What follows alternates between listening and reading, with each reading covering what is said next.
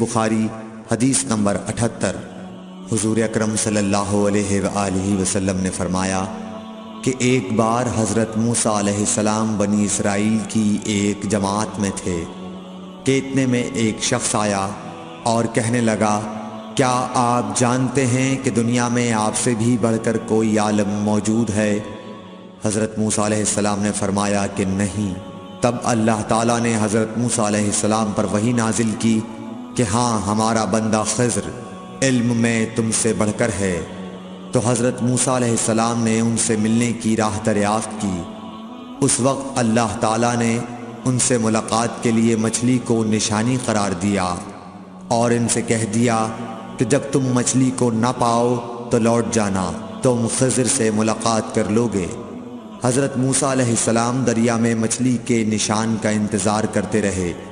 تب ان کے خادم نے ان سے کہا، کیا آپ نے دیکھا تھا کہ جب ہم پتھر کے پاس تھے تو میں وہاں مچھلی بھول گیا اور مجھے شیطان ہی نے غافل کر دیا؟ حضرت موسیٰ علیہ السلام نے کہا کہ ہم اسی مقام کے تو متلاشی تھے۔ تب وہ اپنے قدموں کے نشانوں پر باتیں کرتے ہوئے واپس لوٹے۔ وہاں خضر علیہ السلام کو انہوں نے پایا۔ پھر ان کا قصہ وہی ہے جو اللہ تعالیٰ نے اپنی کتاب میں بیان فرمایا ہے۔